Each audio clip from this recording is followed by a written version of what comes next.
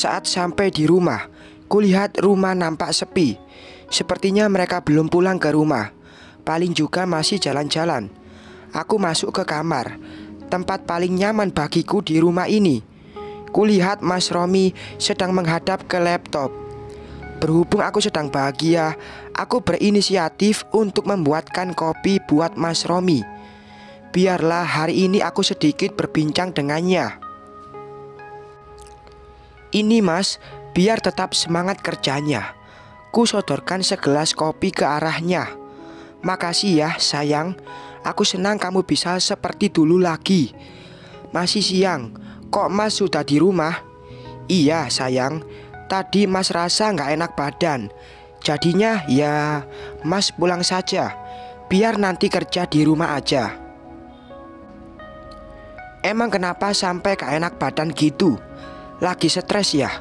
Enggak juga, mungkin kecapean aja karena ngurusin pernikahan aku dan Tari. Oh, moodku langsung berubah. Iya, soalnya Tari mau pestanya yang mewah dan harus sempurna. Jadi ya, kita kecapean karena harus sering mengontrol persiapannya. Aku langsung menuju ke tempat tidur. Kok malah tidur sih? Maaf, tapi tak ada gunanya aku mendengarkan ceritamu itu, Mas. Sayang, ini kan untuk kebahagiaan kita. Aku hanya ingin memiliki anak. Apa itu salah? Terserah. Mas Romi menyimpan laptop dan berjalan ke arah tempat tidur. Dia langsung membaringkan tubuhnya di sampingku.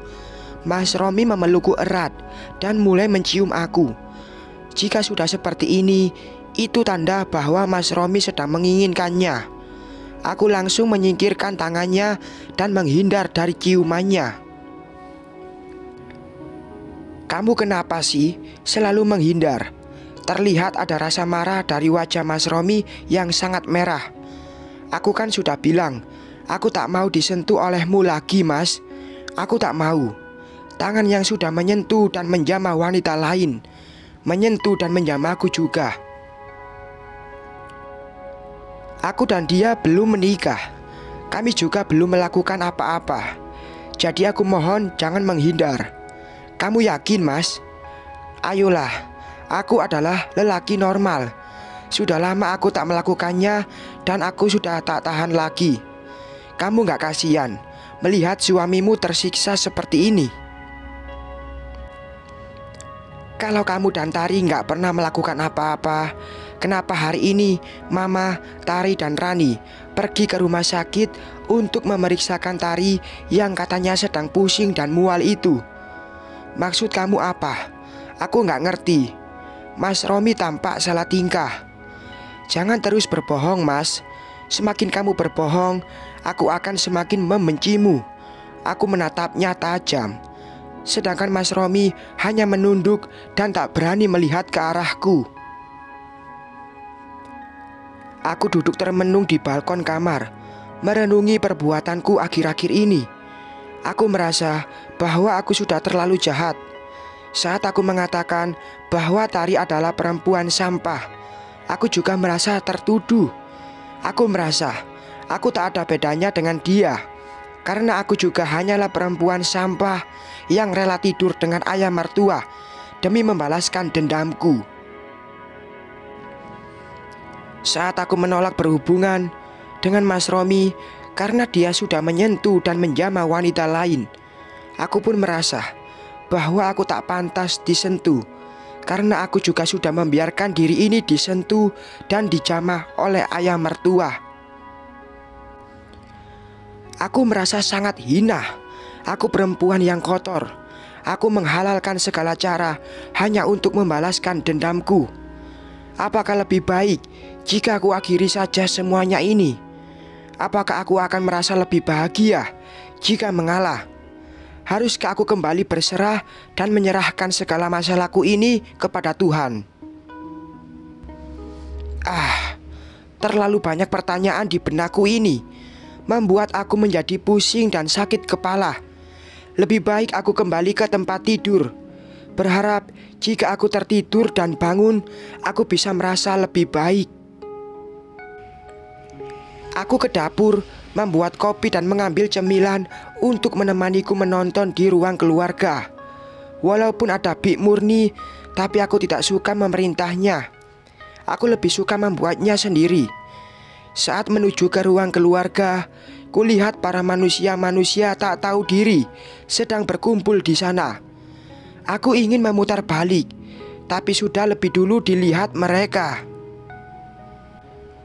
Sejenak aku berpikir, jika aku kembali dan tak jadi duduk di sana, pasti mereka akan senang, karena mereka akan berpikir jika aku takut. Baiklah, aku akan pergi dan duduk dengan mereka. Aku gak sabar menunggu bulan depan, Mah, ucap Tari sambil mengelus perutnya dan melirik ke arahku yang baru saja duduk. Iya sayang, Mama juga gak sabar. Mama juga udah pengen banget rumah ini ramai dengan suara anak kecil. Timpal ibu mertua yang juga melirik ke arahku. Iya dong, Mah, Mbak, rumah pasti akan jadi ramai. Aku pasti akan senang karena nantinya keponakan aku pasti ganteng dan cantik. Dan yang paling penting gak kampungan. Rani selalu saja ikut berbicara. Mendengar pembicaraan mereka, aku hanya tersenyum. Aku yakin jika mereka berbicara seperti itu karena mereka percaya dengan omongan Ratna tentang obat yang disuntikan tadi pada Tari. Ngomongnya gak usah sambil lirik aku juga kali. Tapi ya, semoga aja bulan depan bisa hamil beneran. Kasian kan kalau gak kesampaian, aku berucap sambil tersenyum sinis ke arah mereka. Memangnya kamu? Tari membalas ucapanku. Iya, tahu nih. Tunggu saja, kalau Mbak Tari udah hamil, aku pastikan Mbak akan segera diusir oleh Mas Romi. Rani pun tersenyum mengejek. Oke, aku tunggu ya. Tapi kalau nggak hamil-hamil, bisa langsung adopsi saja, biar aku bisa diusir lebih cepat lagi. Aku menaikkan sebelah alisku. Aku nggak mau ya punya anak adopsi, anak yang nggak jelas asal-usulnya. Bentar, nggak benar lagi kelakuannya, ucap Tari yang langsung disambut dengan anggukan kepala oleh Rani. Memangnya gitu ya, Ma? Tapi yang kulihat Mas Romi sama Rani benar kok kelakuannya. Hanya salah didikan saja dari Mama, ucapku dengan senyuman manis dan langsung meminum kopi. Ibu mertua, Tari dan Rani langsung melihat ke arahku. Ada tatapan aneh di sana. Wajah ibu mertua seperti tomat. Kulihat tangan ibu mertua meremas kursi yang dia duduki. Kamu sehat, Mbak? Tari menatapku tajam. Memangnya kenapa? Tanyaku santai sambil memakan cemilan. Jangan hanya karena Mbak akan dimadu, Mbak jadi stres sampai ngatain kalau aku dan Mas Romi anak adopsi. Rani mulai sedikit melunak.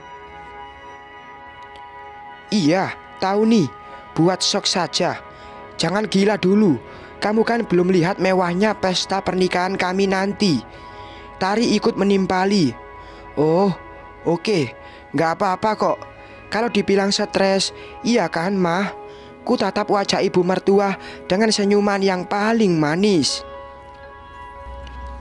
Ibu mertua tak berbicara apapun. Aku tahu kalau ibu mertua sangat shock. Bahkan ibu mertua hanya bisa melihat ke arahku dengan wajah bingung dan penuh amarah. Aku yakin pasti ibu mertua sedang bertanya-tanya dalam hati, mengapa aku bisa mengetahui semua ini, sedangkan rahasia ini hanya dia dan ayah mertua yang tahu. Bisa jadi ibu mertua akan mencurigai ayah mertua dan akan menanyakan hal ini pada ayah mertua. Tapi aku tak peduli. Terserah apa yang akan dikatakan ayah mertua sebagai penjelasan nantinya. Bersambung.